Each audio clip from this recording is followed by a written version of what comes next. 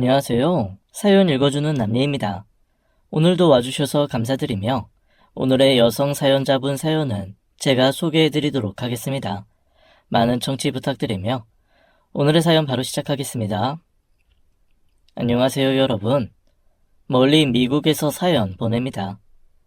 유튜브의 인기는 생면부지에 낯선 이들의 이유처럼 하나로 묶어주는 것 같군요. 이곳에 이민 와서 생활한 지 연 4년, 지구촌이라는 말이 요즘처럼 피부에 와닿기는 처음입니다. 그전에는 인터넷으로 필요한 정보를 얻는 정도였는데 말이죠. 요즘은 한 발 더 나아가 유튜브라는 훌륭한 플랫폼의 발전으로 비록 시공간이 다른 곳에서 살아가는 다른 생활권 사람들도 이렇게 이웃처럼 일상을 공유할 수 있으니 말입니다. 저는 이곳에서 초등학생인 딸아이와 영구직 종사자인 남편과 함께 생활하고 있습니다.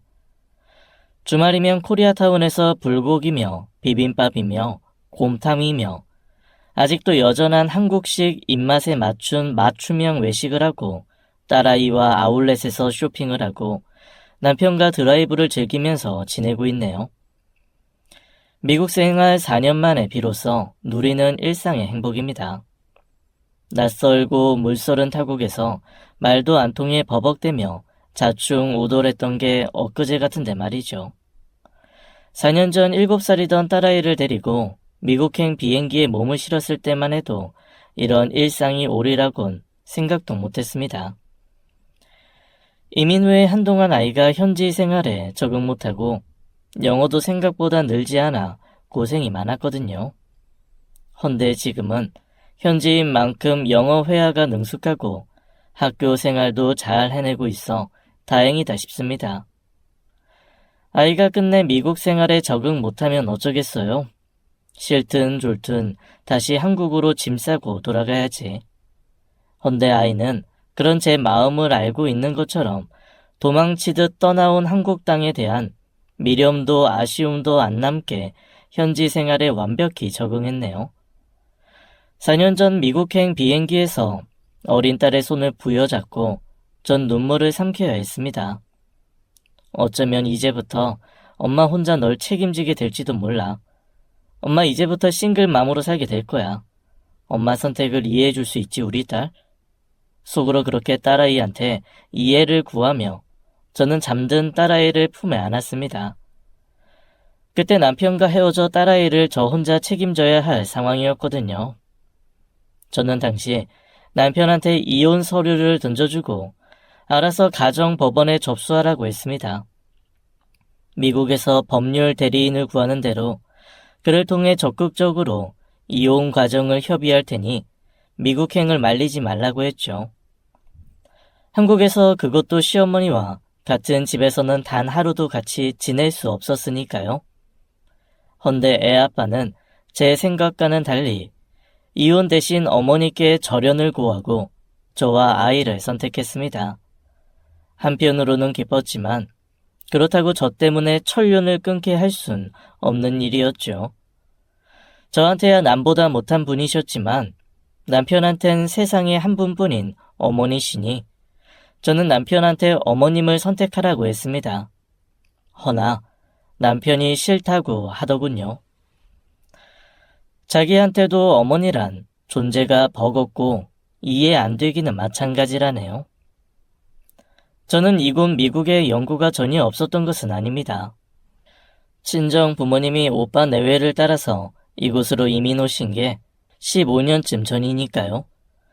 당시 저는 막 결혼을 해서 신접 살림을 시작할 때라 친정 부모님이 같이 이민 가자고 하시는 걸 거절했습니다.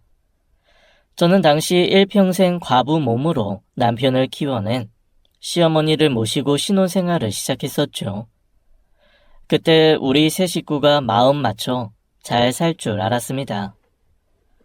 우리 가정을 소나기에 놓고 주무르는 연꽃 보살의 존재를 알지 못했을 때였으니까요. 지금 생각해도 연꽃 보살은 정말 곱씹고 싶지 않은 우리 가족과는 악연인 존재랍니다. 그런 삼류 무속인한테 노란한 시어머님을 저는 지금도 이해할 수가 없으니까요. 도대체 어머님은 왜 그런 사람을 신처럼 섬기고 한마디에 절대 복종하신 건지 모르겠습니다. 이제 차차 사연을 풀어놓겠지만 저는 무속에 빠진 시어머니와의 갈등으로 과거 남편과 이혼 위기에 처했고 하나뿐인 딸아이를 잃을 뻔했네요. 궁금하실 텐데 그럼 본격적으로 사연 시작하겠습니다. 저는 올해 40대 중반인 워킹맘으로 대학에서 이공계 학과인 환경공학과를 전공했죠. 남편 역시 같은 이공계 학과를 전공한 공학도로서 우리 대학 연합 동아리에서 만났습니다. 저는 신촌에서 대학을 다녔고 남편은 안암동에서 대학을 다녔는데 대학 시절 연합 동아리에서 만나 교제를 시작했죠. 저와 남편은 삼라만상 모든 현상을 과학적 가설과 추론으로 풀어내기 좋아했습니다. 과학이야말로 인류가 만든 가장 최고의 학문이라고 생각했거든요. 그런 만큼 비이성적인 것, 비과학적인 걸 병적으로 혐오했습니다. 전공을 그런 쪽으로 해서 그런지 아니면 기질적으로 그렇게 타고난 건지 여튼 저와 남편은 그 흔한 타로 카드, 별자리, 혈액형, MBTI조차도 믿지 않는 철저히 이성적인 인간형이었네요. 우리 부부는 특별히 종교를 가지지 않았고 그저 하루하루 성실히 살다가 명이 닿으면 깔끔하게 죽자는 주의였죠. 사후 세계에 대한 로망도 두려움도 없었고 유기체인 인간의 숙명은 결국 죽음으로 귀결될 것이니 그런 자연 법칙에 따르는 게 순리라는 생각으로 살았습니다. 우리 부부가 종교가 없다고 해서 종교인들을 폄하하거나 그들을 이해 못하는 건 아닙니다. 누구에게나 자신만의 신이 있고 신을 섬기는 자유가 괜히 있겠습니까? 종교의 자유가 헌법에 보장된 기본권인 데는 다 이유가 있는 거죠. 인간은 불안하고 연약한 존재라 절대자의 보살핌과 은혜가 필요할 겁니다. 늘 절대자를 찾고 의지하고 푸겠죠. 그 마음을 저 역시 이해하고도 남음이 있네요. 돌이켜보면 저희 시어머니도 그 정도 수준이었으면 우리 부부도 시어머니를 기꺼이 포용하고 그분의 신심을 받아들였을 겁니다. 허나 어머님은 도에 지나치셨고 무속에 병적으로 매달리기 시작해서 종국엔 무속인 한마디 한마디를 무슨 쥐엄한 하늘의 명인 양 떠받드셨습니다. 무속인이 명하면 가족을 희생해서라도 따르려고 하니 문제가 생긴 거죠. 여튼 남편과 대학 연합 동아리에서 만난 저는 첫눈에 그에게 호감을 느꼈습니다. 그 사람 역시 마찬가지였다고 하더군요. 우린 서로에게 잘 맞는 짝이라는 확신으로 결혼을 약속하게 됐습니다. 헌데 양가 상견례 날짜를 잡고 양가 어른이 만나시기로 한 날 문제가 생기고 말았네요. 그 사람 어머니가 기껏 잡아놓은 상견례 날짜와 장소를 갑자기 바꾸자고 하시는 겁니다. 일찍이 남편과 사별하고 아들 하나 키우며 살아오신 그의 어머니. 그 고단한 삶을 이해하기에 저는 어지간한 일은 예비 시어머니의 말을 들어드리는 편이었죠. 며느리가 시어머니 명을 듣는 게 당연하고 그래야 집안도 편할 거라는 생각에서 말입니다. 사랑하는 남편을 낳아준 귀한 분이니 귀하게 대접해야지, 잘 모셔야지. 그 당시 제 마음은 그랬습니다. 저는 상견례를 위해 지방에서 올라오신 부모님께 상견례 날짜와 장소가 변경됐음을 전하고 회사에 월차를 낸 오빠와 올케 언니와 형부한테도 사정을 얘기해야 했죠. 솔직히 특별한 이유를 저는 그 사람한테 전혀 듣지 못해서 내심 의아해했습니다. 양가 가족이 움직이는 날인데 돌연 예비 시어머니의 변덕으로 날짜와 장소가 바뀌는 건 여러 가지 면에서 불합리한 처사라고 생각됐거든요. 모두가 이해할 만한 일이 아니고서야 어떻게 받아들일 수 있겠습니까? 해서 전 그 사람한테 이유를 물어봤네요. 자기야, 근데 어머님이 왜 갑자기 상견례 연기하신 거야? 글쎄, 아침에 거울이 깨졌다고 하시던데. 그게 무슨 말이야? 거울 깨진 거랑 상견례랑 무슨 상관인데? 그러니까, 참, 내가 말 안 했나? 우리 엄마가 그런 쪽으로 좀 특별하시거든.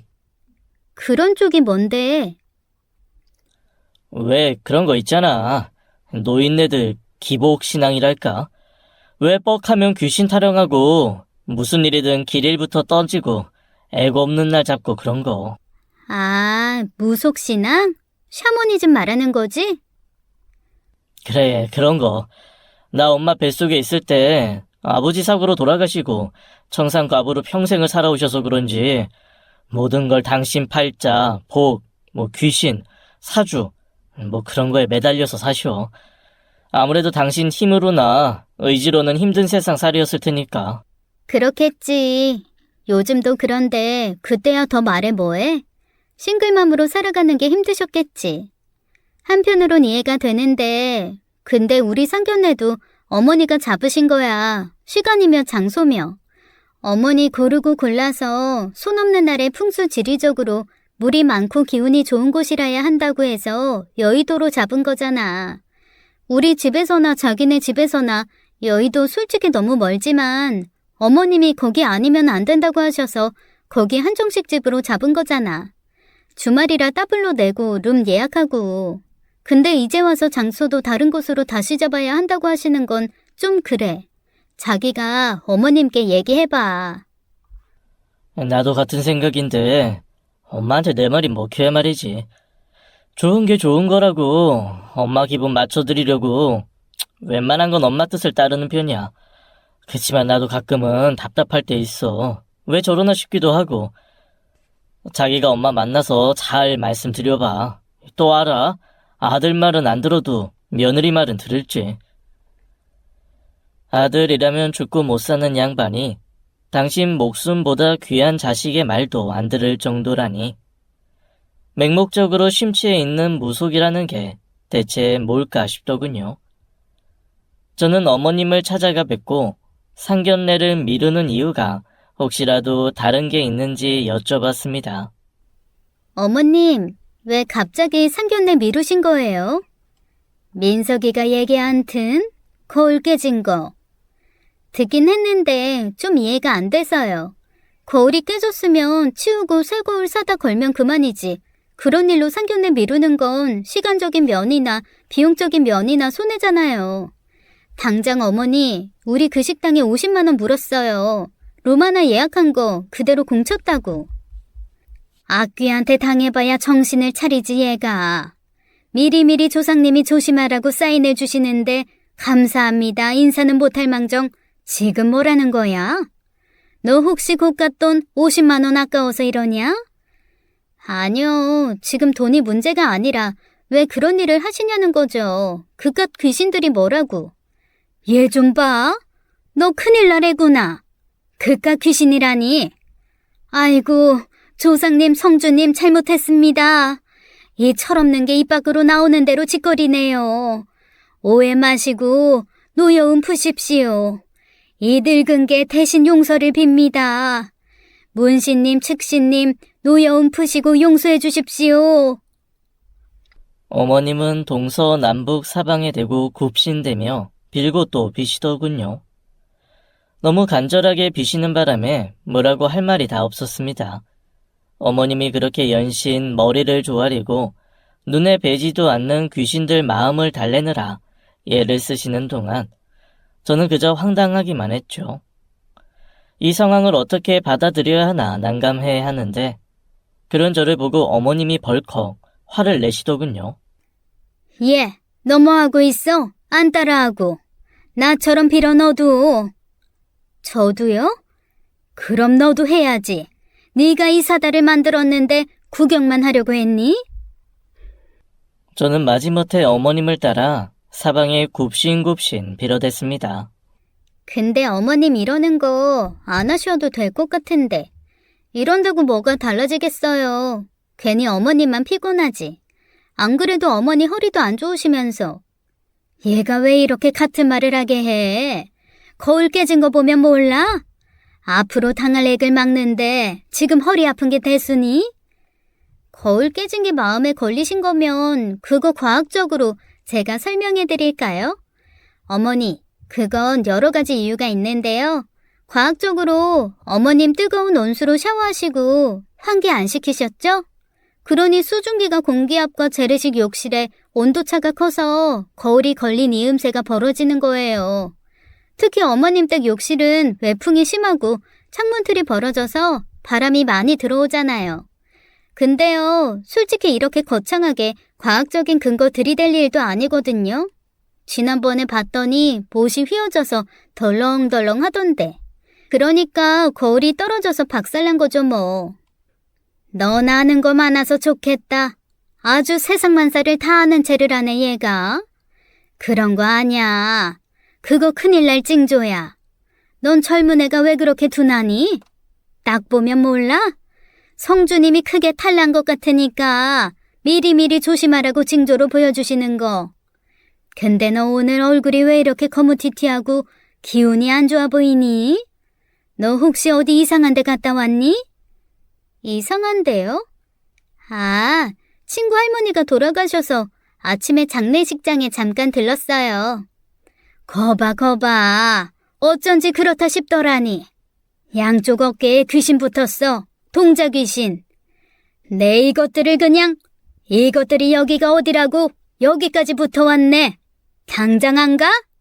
니들 사는 대로 가. 너 얼른 옷 벗어.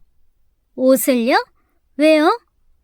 단어 잘 되라고 하는 짓이니까 토달지 말고 팬티 브라자만 남기고 홀랑 벗어 어서. 속옷만 남기고 다요? 그래, 어서. 민그적거리다가 큰일 나예. 얼른 떼버려야지. 어서 옷 벗고 앉아있어. 어머님은 저한테 속옷만 남기고 몽땅 옷을 벗으라고 하시고는 부엌에서 굵은 소금 한 바가지와 팥 한 바가지를 들고 오시더군요. 그리고는 저를 무릎 꿇려 앉히시고는 중얼중얼 주문을 외시더니 제 머리 위에 소금과 팥을 번갈아 뿌려대며 소리치셨습니다. 썩 꺼져라. 이 잡귀신, 이 악귀들. 우리 며느리 몸에서 당장 꺼져. 여긴 니들이 놀판이 아니여. 어여 니들 사는 대로 가버려. 이것들이 아주 고약한 것들일세. 들러붙어서 사람진을 빨아먹으려고 머리에 피도 안 마른 것들이 어디서. 동자 귀신 이것들 당장 썩 꺼져. 조상님, 성주님, 우리 새아기 굽어 살펴주시고 부디 지켜주시옵소서. 비나이다. 맨살에 어머님이 세게 뿌려대는 소금과 팥을 맞고 있자니 피부가 벌겋게 부어오르더군요. 안 그래도 아토피로 피부과를 정기적으로 다니고 있는 저로선 어머님의 행동이 폭력적으로까지 보였습니다. 하지만 참아야 했죠. 이제 곧 시어머님이 되실 분인데 괜히 결혼 전에 기분 상하고 고부관계 틀어지면 곤란하지 싶어서 저는 이를 악물고 참았네요.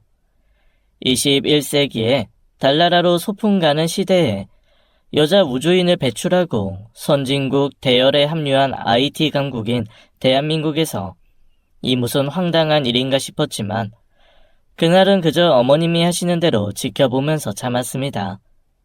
그렇게 우여곡절 끝에 상견례와 결혼식을 올리고 저는 어머님을 모시고 신접살림을 시작했죠. 어머님은 결혼 후 직장 생활을 하는 저를 대신해 살림을 맡아주셨네요. 덕분에 저는 마음 편히 직장 생활을 할 수 있었죠. 어머님은 늘 저와 남편을 위한 부적을 써오셨습니다. 삼배 팔난을 막는 액마기 부적을 시작으로 회사에서 하는 일 술술 풀리라며 재수부적, 돈 많이 벌어서 잘 살라는 돈부적, 남편과의 애정부적, 신살부적, 악살부적, 소원성취부적, 교통사고 예방 부적 등 수없이 많은 부적을 받아오시더군요. 그리고 그 부적들을 가방에 잘 넣고 다니라고 신신당부까지 하셨습니다. 어머님은 제가 부적을 소홀히 할까봐 걱정하셨고 우리 부부의 침대 시트 밑에 베갯잎 속에 감쪽같이 부적들을 숨겨놓곤 하셨네요. 게다가 퇴근 후 현관문을 열고 들어오면 한눈에 보이는 곳에 커다란 부적을 붙여두셨고 거실 사방에는 작은 인테리어 소품조차 놓지 못하게 하셨습니다. 뇌 귀퉁이가 맞닿는 곳에 아무것도 놓여있지 않아야 한다고 하시더군요. 귀신들이 싫어한다나요? 또 신발을 벗고 들어오는 현관에는 꽃이나 화분을 둬서 안 되고 집 안으로 들어서는 첫걸음은 반드시 왼쪽 발을 먼저 디뎌야 한다고도 하셨죠.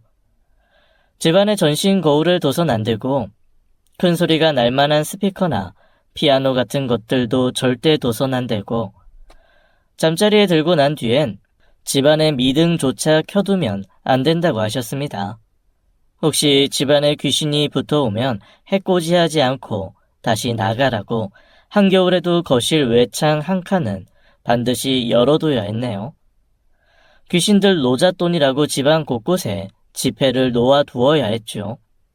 언뜻 보면 추상화 같은 귀신을 형상화한 섬뜩한 그림을 집안 곳곳에 걸어두고 1년 365일 향과 초를 피우며 주술을 외시곤 했습니다. 게다가 아침마다 밥솥에 밥을 하시고는 뜸이 다 들여진 밥을 푸기 전에 밥 위에 뭔가 정체불명의 가루를 뿌리셨어요. 그리고는 커다란 식도로 10십자로 밥을 난도질 하셨죠. 마치 우리가 생일 케이크를 커팅 칼로 조각 내듯 말입니다. 그리고 언제나처럼 첫 밥을 한 공기 소복이 퍼담아서 거실 현관문 바로 앞에 귀신을 위한 것이라며 두곤 하셨습니다. 마지막으로 동서남북 사방에 한 숟가락씩 밥을 떠서 흩뿌리는 걸로 아침 의식을 마무리하셨습니다. 눈에 거슬리는 것도 거슬리는 거지만 밥을 그런 식으로 사방에 흩뿌리시니 일단 집안에 벌레가 꼬이더군요. 언제부턴가 집안에 개미며 바퀴벌레가 출몰하기 시작했습니다. 저는 간곡히 어머니께 부탁도 드려봤네요. 제발 그만하시라고 말씀드렸지만 어머니께는 안 먹히더군요. 어머니, 왜 그렇게 밥을 버리세요? 집안에 벌레가 얼마나 꼬이는지 말도 못해요. 그리고 갓 지은 밥을 왜 식도로 자르세요? 그건 무슨 뜻으로 하시는 거예요? 그리고 그건 또 뭐예요? 무슨 가루예요? 왜 밥에다 그런 걸 뿌리세요? 이게 다 잡신들 쫓고 행운을 불러들이는 거니까 아무 말 말어. 안 그러셔도 돼요. 어머니 그렇게 안 하셔도 저희 아무 일 없어요. 모르는 소리 말어. 네가 뭘 알아? 우리 민식이도 이렇게 키웠어. 그러니까 저렇게 멀쩡히 잘 컸잖아. 그건 그렇고 대체 밥엔 뭘 뿌리신 거예요? 영험한 가루야. 연꽃보살님이 아무나 안 주는 건데 나한테만 특별히 주신 거야. 이거 밥 위에다 뿌려 먹으면 4대 6천마디가 튼튼해지고 혈액순환도 잘 되고 몸속의 만성염증도 싹 없어지고 한마디로 만병통치약이야. 마법의 가루.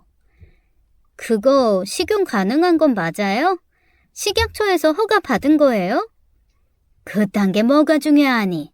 연꽃보살님이 특별히 주신 건데 감사하는 마음으로 잘 받아 먹으면 그만이지. 기가 차더군요. 성분 출처도 불분명한 가루를 대체 왜 밥에 뿌리시는 걸까요? 잘못 먹다가 큰 탈이라도 나면 어쩌려고요? 저는 이대로 두고 볼 수 없어서 어머니께 확실히 말씀드리기로 했습니다. 어머니, 저 어머님이 그 일을 얼마나 아끼고 걱정하시는지 알아요. 험한 세상에 조심하면 좋죠. 사건 사고 많은 세상에서 자식을 걱정하는 어머니 마음만큼 든든한 보호막도 없을 거예요. 그치만 어머니, 그것도 상식적인 선에서 하셔야죠. 그래야 자식들도 반감없이 따를 거 아니에요. 왜 또 과학적으로 어쩌니 저쩌니 아는 체 하려고? 넌 다 좋은데 그게 문제야. 뭐든지 과학 타령하고 그냥 시애미가 하는 일은 다 무시해 치우니. 너 톡 까놓고 말해서 네가 잘나서 별일 없이 사는 것 같지? 네가 내 부적덕을 얼마나 보고 사는지 알기나 하냐? 말난 김에 그 부적 말인데요.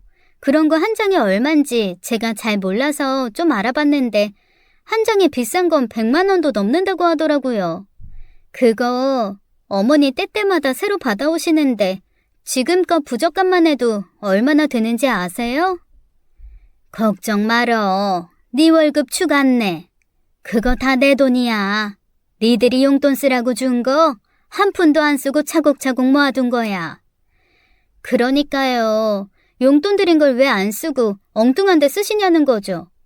저 차라리 어머니가 저희가 드린 용돈으로 옷 사고 가방 사고 구두 사고 맛난 거 사드시고 그러면 하나도 안 아까울 것 같아요. 얼마든지 용돈 더 드릴 수 있어요.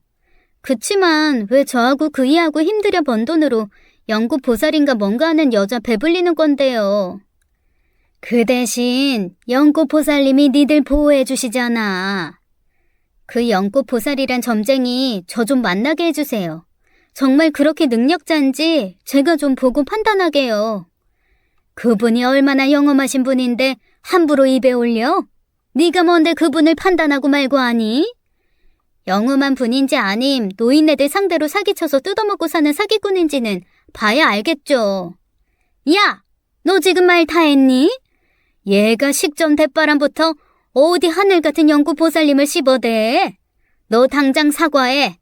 당장 사과하래도. 연구 보살님 함부로 욕한 거 당장 100배 사죄해. 사과는 그 여자 만나보고 할만하면 할게요. 그리고 이 가루는 버릴게요. 식약처 정식 허가 없는 성분 불분명한 거 식용 가능한지 아닌지도 모를 이런 게 얼마나 위험한지 알기나 하세요? 잘못 먹으면 사람 죽어요. 이거 제가 갖다 버릴게요. 저는 얼른 등 뒤로 정체불명의 가루를 숨기는 어머님 손에서 유리병을 뺏어서 잽싸게 욕실로 들어가 변기에 부어버리고 물을 내렸습니다. 뒤쫓아온 어머님이 제 등을 주먹으로 때려시며 아까워서 한탄을 하시더군요. 시어머니와의 대화는 늘 그런 식이었습니다. 어머님의 비상식적인 무속의 맹신을 남편과 저는 때때로 한바탕 언쟁을 통해 각성시켜드리다가 말이씨도 안 먹힐 땐 그저 포기하는 심정으로 어머님이 하시는 대로 두고 보다가 어머님의 행동이 심하다 싶은 날엔 남편과 둘이 합심해서 어머님을 뜯어 말리면서 그렇게 살아왔습니다. 그나마 저와 남편이 특별히 종교가 없어서 덜 부딪혔던 것 같네요. 우리가 일요일마다 교회든 성당이든 나가는 독실한 신자였다면 어머님과의 갈등은 아마 상상 초월이었을 거예요. 그렇게 세 식구가 지지고 볶으며 사는 동안 저희 부부한테는 예쁜 딸아이가 태어났고 시어머님도 무척이나 좋아하시더군요. 물론 아이 출산 과정에서도 웃지 못할 에피소드가 있었지만 말이죠. 저는 자연분만을 하려고 일찌감치 임산부 운동과 자연분만을 대비한 여러 가지 환경을 조성하고 생활 습관도 들여놨습니다. 진통이 오면 바로 병원으로 가려고 가방도 다 꾸려놓고 아이가 나오기만을 기다리고 있었죠. 헌데 어머님이 아직 진통도 없는데 무조건 병원에 가서 제왕절개를 하라고 하시는 게 아니겠습니까? 출산일을 기다렸다가 자연분만을 하겠다는 며느리의 뜻을 무시하고 왜 그렇게 제왕절개로 아이를 꺼내려고 하시는지 알 도리가 없었죠.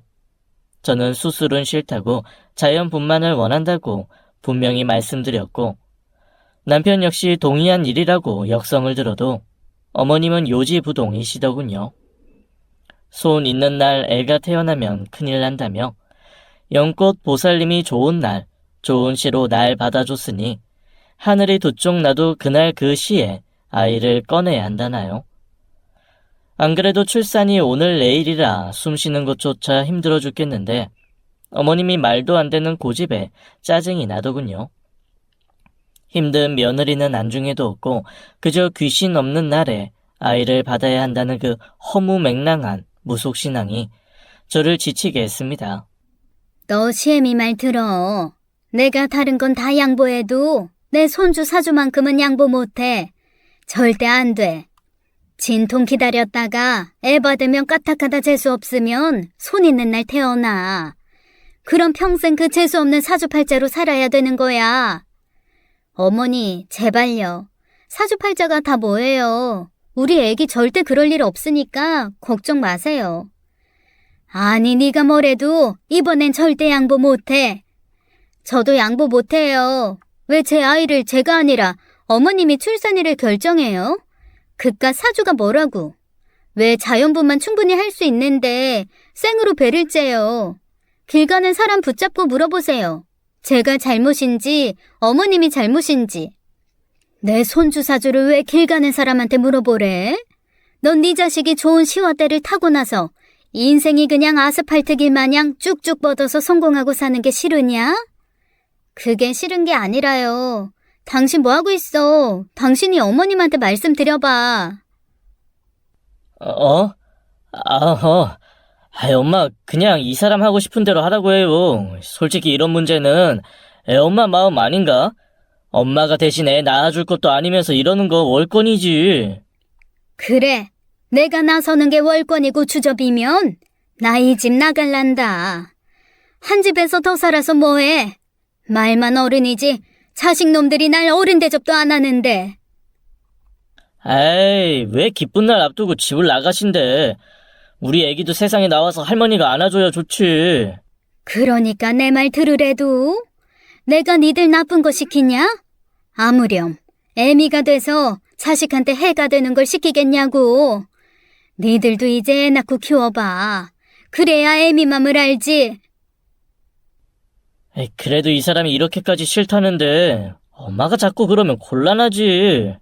그럼 둘이 갈라서 시애미 말을 앞집 똥개처럼 여기는 며느리 나도 필요 없으니까 당장 갈라서고 넌 내 집에서 나가. 이제 우리 아들 안 사람도 아니고 내 며느리도 아니야. 남이야 남. 그러니까 나가 당장. 이혼 서류는 차차 보낼 테니까. 어머니, 그걸 지금 말씀이라고 하시는 거예요? 시애미가 손주 하나 있는 거 네가 그랬잖아. 애 하나만 낳을 거라고. 그럼 뱃속의 애가 내 유일한 혈육인데 달랑 하나뿐인 내 손주 좋은 사주 만들어주겠다는 할미원도 못 들어주면서 같이 살아서 뭐해? 정말 끝나지 않을 전쟁이었죠. 아이는 뱃속에서 요동을 치는데 엄마하고 할머니란 사람이 출산을 앞두고 언쟁을 벌이다니. 그때 갑작스레 스트레스를 받고 신경을 써서 그런지 아랫배가 심하게 땡겨오더군요. 엄마의 불편함을 뱃속 아이도 고스란히 느끼는 건지 아이가 뱃속에서 한시도 가만 못 있고 심하게 움직여서 저를 불안하게 했습니다. 배는 왜 또 그렇게 갑자기 아픈 건지 하다 온몸이 다 쑤시고 덜덜 떨려오기까지 하더군요. 그런 제 이상 반응을 알아챈 남편이 다급히 중재안을 내놓았죠.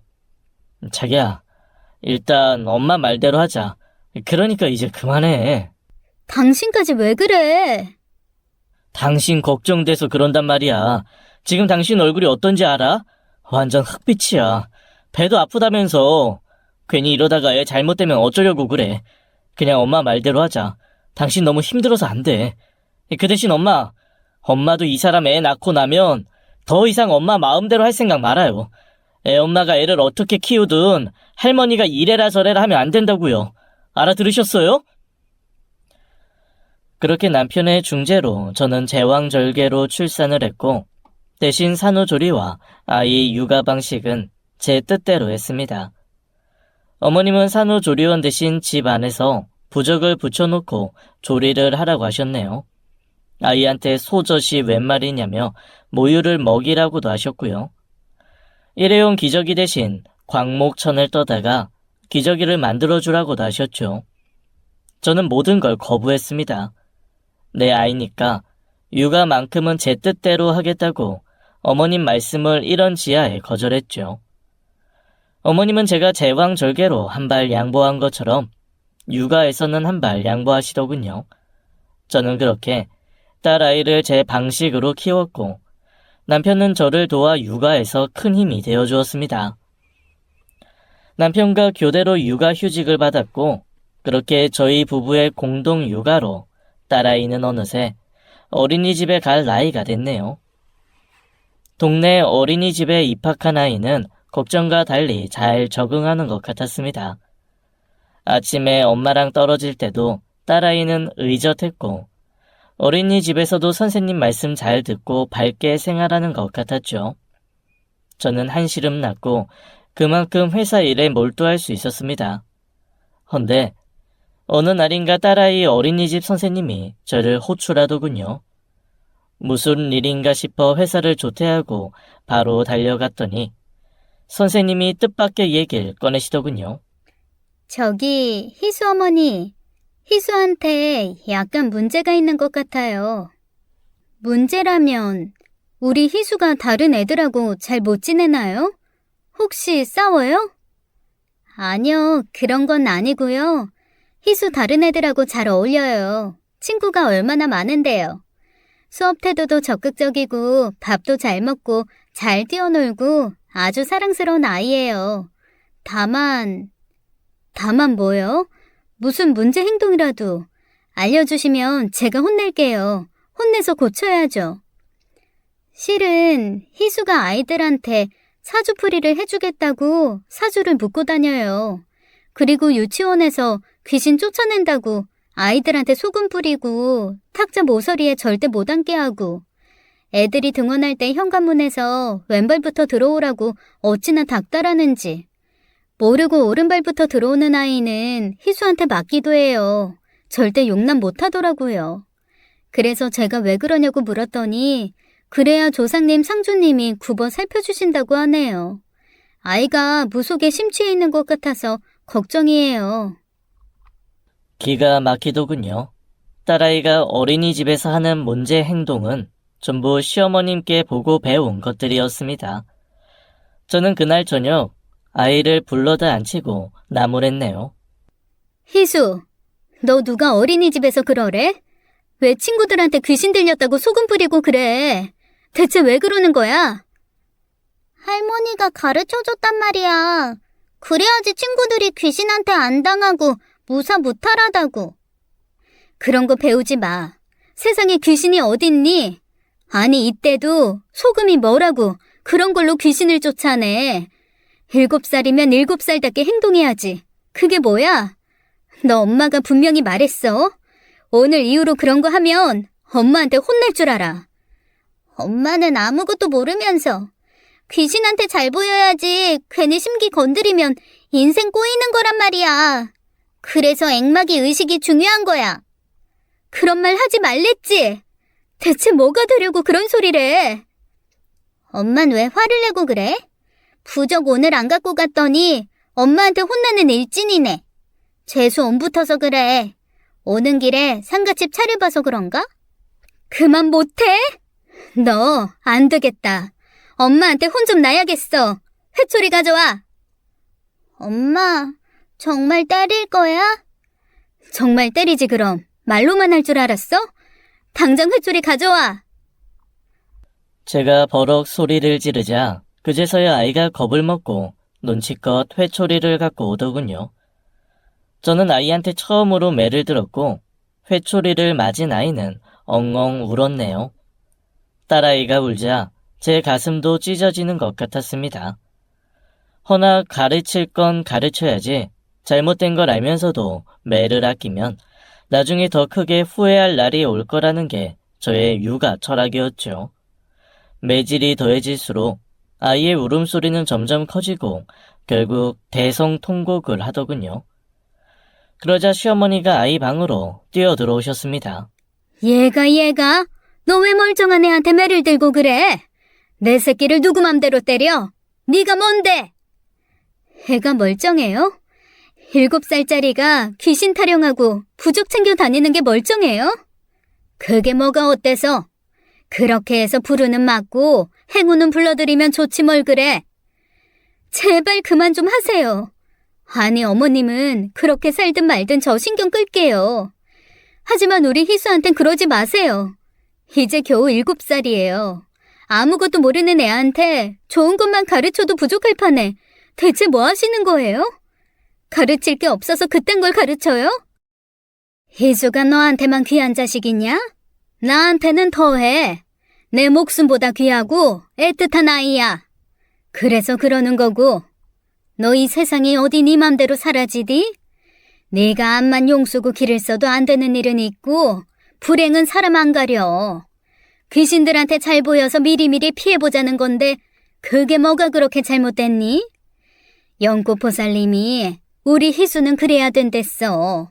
그래야 팔자가 핀다고. 또 연꽃보살이에요? 어머님은 그 여자가 죽으라 그러면 죽겠네요. 대체 왜 그러고 사세요? 왜 어머니 인생을 어머님 의지대로 안 살고 남한테 맡기세요? 맡길만 하니까 맡기지. 얼마나 영험한 분인데 너 같은 애는 그런 분 쳐다보지도 못해. 뭘 알고 까불어. 어머니, 희수 위하는 마음에서 그러시는 거면요. 그냥 희수 위해서 마음속으로 기도해 주세요. 아이 앞날 잘 되라고 그럼 되잖아요. 왜 그렇게 유난을 떨고 남들 안 하는 걸 하세요. 저 더는 어머님한테 우리 희수 못 맡겨요.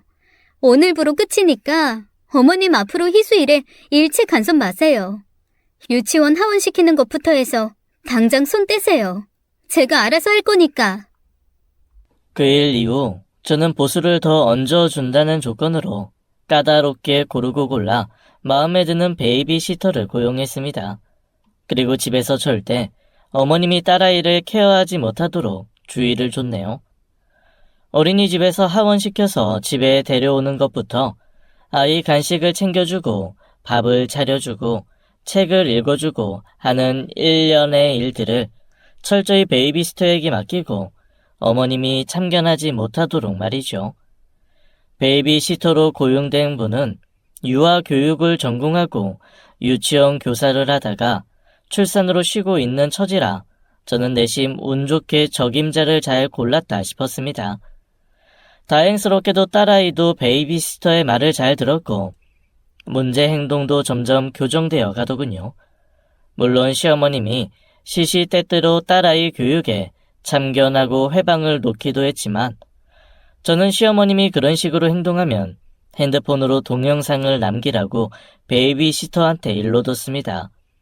그즈음 집에 홈캠을 설치해 두어 어머니가 조금이라도 아이 교육에 간섭하면 제가 득달같이 전화를 걸어 어머니께 그러지 마시라고 제동을 걸었네요. 그러니 어머님도 어쩔 수 없는 듯이 나름 자제하시더군요. 그즈음 큰오빠를 따라 미국으로 이민 가신 부모님이 저를 보고 싶어 하신다고 연락이 왔었죠. 게다가 노인성 질환을 앓고 계신 아빠가 편찮으셔서 어쩌면 마지막이 될지도 모른다는 말에 저는 서둘러 미국행 티켓을 구했습니다. 남편도 기꺼이 동행해 주겠다고 했죠. 헌데 그때 마침 어린이집에서 감기를 옮아온 딸아이가 걱정이더군요. 약을 먹여도 열이 안 떨어져서 비행기를 탈 수 있을지, 그 긴 시간을 날아갈 수 있을지 말이죠. 결국 저는 남편과 상의 끝에 아이를 무리하게 데리고 가느니 두고 가기로 했습니다. 베이비시터한테 주의사항을 남기고 우리 애 잘 보살펴 달라고 신신당부하고 안 떨어지는 발걸음을 옮겼네요. 그렇게 미국행 비행기에 남편과 몸을 싣고 부모님과 오빠네 가족이 살고 있는 미국에 12시간 만에 도착했습니다. 저는 친정 식구들과 반가운 회포를 풀고 아픈 아빠도 살펴보며 꿈같은 하루를 보냈네요. 그런데 그 다음날 한국에서 생각지도 못한 전화가 걸려왔습니다. 베이비시터가 숨 넘어가는 소리로 다급히 사정을 전하더군요. 희수 어머니, 큰일 났어요. 왜요? 집에 무슨 일 있어요? 우리 희수 아직 아파요? 병원에서 뭐라는데요? 병원에선 외래 몇 번 더 나오라고 했는데 인후염이 심해서 이비인후과도 가봐야 하고. 근데 소아과 더 못 갔어요. 희수 할머님이 어찌나 앞을 막아서는지. 애가 아파서 다 죽어가는데 왜 병원에 못 가게 하나 모르겠네. 제가요, 할머니 낮잠 주무실 때 몰래 애 데리고 병원 가다가 할머니한테 걸려서 하마터면 몽둥이 찜질 당할 뻔했어요. 그게 무슨 말이에요? 그렇다고 병원을 안 데려가면 어떡해요? 의사 선생님이 몇 번 더 오라고 했다면서요. 사실은 저 잘렸어요. 애구 머구 냅두고 나가라고 할머님이 어찌나 역정을 내시는지. 당장 안 나가면 경찰 부르겠다고 하셔서 정말로 112에 전화해서 경찰이 출동할 줄은 몰랐네요. 어쩜 어르신이 그렇게까지 막 나가실까? 뭐라고요? 근데 왜 홈캠에선 그런 게 안 보여요? 왜 홈캠 꺼뒀어요? 제가 그랬나요? 그것도 할머님이 그러신 거지. 집안에 홈캠 같은 거 있으면 귀신들이 장난질 쳐서 집안에 망조가 든다나 뭐라나. 하여간 노인네, 귀신은 뭔 놈의 귀신. 저러다 귀신 타령하다 애 잡지. 지금 집안에 난리도 아니에요. 희수 병원 가봐야 절대 안 낫는다고. 그 여자 그 뭐라더라? 그 무당. 아, 연꽃보살이라나? 그 여자 불러다가 구술하신대요. 내일이나 모레쯤 할 것 같은데 어쩜 좋아요. 그럼 아픈 애를 눕혀놓고 구판을 벌인다는 거예요? 저는 눈앞이 캄캄해졌습니다. 당장 시어머니께 전화를 해봤지만 통화가 안 되더군요. 정말 끔찍했습니다. 엄마로서 아픈 자식이 당할 육체적, 정신적 고통이 짐작되더군요. 그 기억은 트라우마로 딸아이를 두고두고 괴롭힐 겁니다. 저는 딸아이 걱정에 엉엉 울었네요. 부모님이 빨리 아이한테 가보라고 하셨죠. 아빠는 이대로 절대 안 죽을 테니 가서 새끼부터 살리라고 아빠가 제 등을 떠미셨습니다. 저는 아빠한테 희수 데리고 올 때까지 절대 먼저 가면 안 된다고 손가락을 걸고 그날 저녁 힘들게 한국행 비행기 티켓을 구해 남편과 함께 몸을 실었습니다.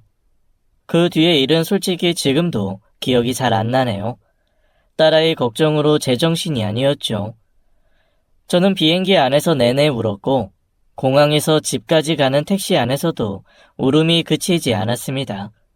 그렇게 우여곡절 끝에 집에 도착하자 집안이 가관도 아니더군요. 거하게 차려진 제사상에 질펀하게 벌어지는 구판, 치렁치렁 원색의 무녀복을 차려입은 무당이 한창 신명나게 굿을 벌이고 있더군요. 그 앞으로 열이 펄펄 끓는 딸아이가 눕혀져 있었고 시어머니는 그 옆에서 연신 빌고 계셨습니다. 대체 뭘 저렇게 극진히 비시는 걸까요? 두말할 것 없이 아픈 손녀딸의 안위를 비시는 거겠죠. 이럴 땐 눈에도 안 보이는 귀신한테 손이 발이 되게 빌 게 아니라 병원을 데려가야 하는 걸 왜 모르시는 걸까요? 왜 상식적인 처방을 무시하는 걸까요? 정말 이해가 안 되는 분이에요. 우리 어머님이시지만 이럴 땐 정말 사람 같아 보이지 않았습니다. 저는 눈에서 불이 이는 것 같았네요.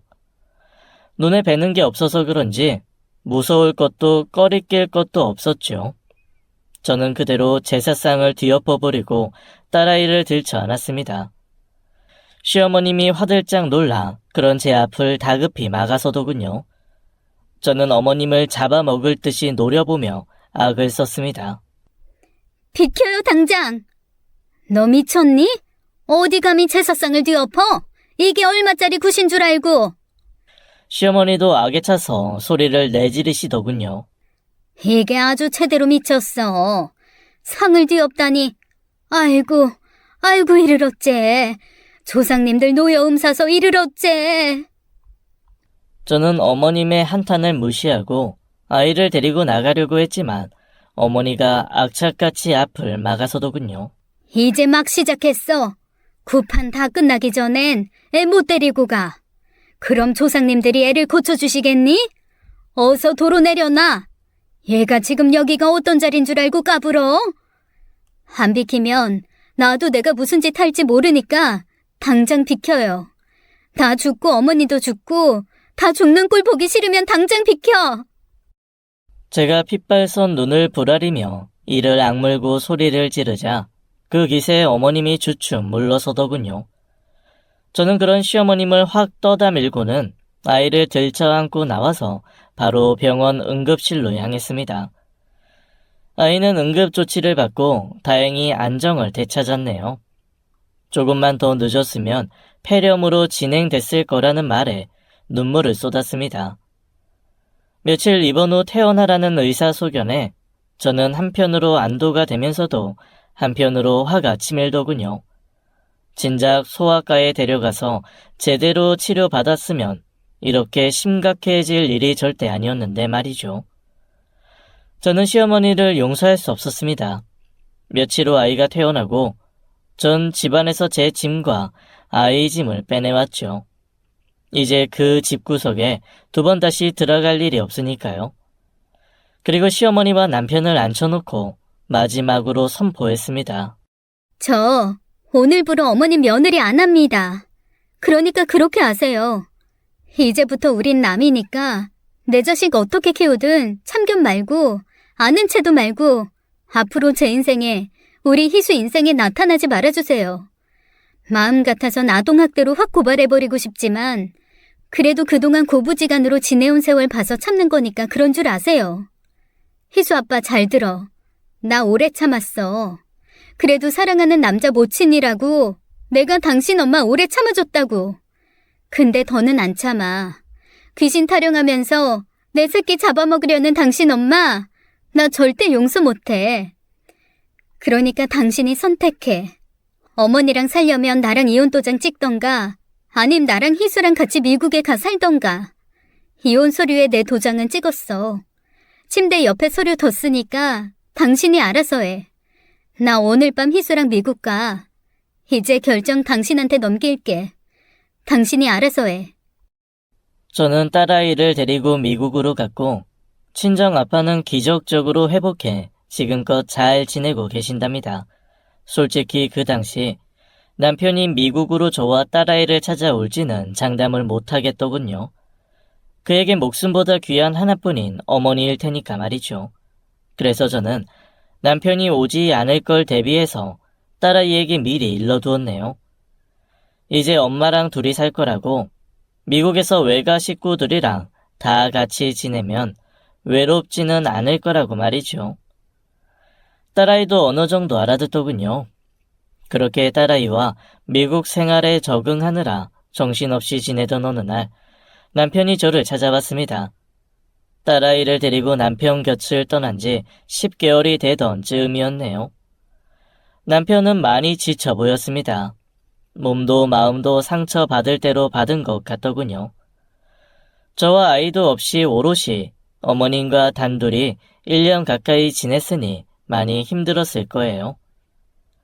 남편은 그리웠던 딸아이를 부둥켜 안고 한참을 오열하더군요. 그런 남편의 모습에 제 눈시울도 뜨거워졌죠. 딸아이가 눈에 밟혀서 살아도 산 게 아니었다고 하네요. 남편은 당신 어머니를 끝까지 포기하지 않으려고 많은 대화를 시도했고 어머님의 무속을 끊어보려 별별 방법을 다 써본 모양이었죠. 하지만 안 되더랍니다. 어머님은 고단하고 외로운 청상 과부 시절부터 무속에 의지해 살아오신 분이니까요. 과거 당신 목숨보다 귀한 아들이 희귀병에 걸렸을 때 병원에선 다들 곧 죽는다고 했을 때 무속의 힘으로 병이 기적처럼 나았다고 믿는 분이라 절대 무속을 버리고 살 수 없을 거라고 하더군요. 남편은 어머니는 어머님의 삶을 살고 자신은 자신의 삶을 살기로 했다고 합니다. 어머님이 자식을 위해 무속에 빠지셨다면 자기는 자식을 위해 무속을 거부한다며 어머니 대신 딸아이를 선택했노라고 하네요. 기뻐해야 할지 슬퍼해야 할지 남편이 어머니 안 보고 사는 건 비극이겠죠. 그건 천륜을 끊는 일이니까요. 허나 무속에 빠진 어머니를 옆에서 지켜보며 사는 것도 지옥일 겁니다. 저는 남편의 선택을 존중하지만 그가 언제라도 다시 어머니를 받아들이고 왕래하며 지내겠다고 하면 굳이 말리지 않을 생각이네요. 그 역시 남편의 선택이고 그의 뜻이니까요. 다만 그 전에 어머님이 무속에 대한 병적인 집착을 버리고 평범해지시길 바랄 뿐입니다. 무속이라는 것이 당장은 의지가 되고 위로가 되고 든든한 힘이 되어주는 것 같아도 그게 스스로를 더 나약하게 만들고 종국엔 자신을 믿지 못하게 만드는 거니까요. 그렇게 우리 세 식구가 미국에서 털을 잡고 뿌리를 내린 지 올해로 4년차가 되어갑니다. 저는 이곳에서 주 정부 산하기관 환경 분야 연구원으로 일하고 있고 남편 역시 같은 연구원으로 일하고 있네요. 부부가 한 직장에서 일하는 게 사실상 힘든 일인데 우리 부부는 운이 좋았고 한 직장에서 근무하며 서로에게 조력자가 되고 경쟁자도 되면서 발전하고 있습니다. 남편과는 한 차례 심각한 이혼 위기가 있었고 당시 전 남편과 갈라서는 걸 기정사실로 받아들여 마음의 준비를 하기도 했지만 지금은 누구보다 잘 지내고 있네요.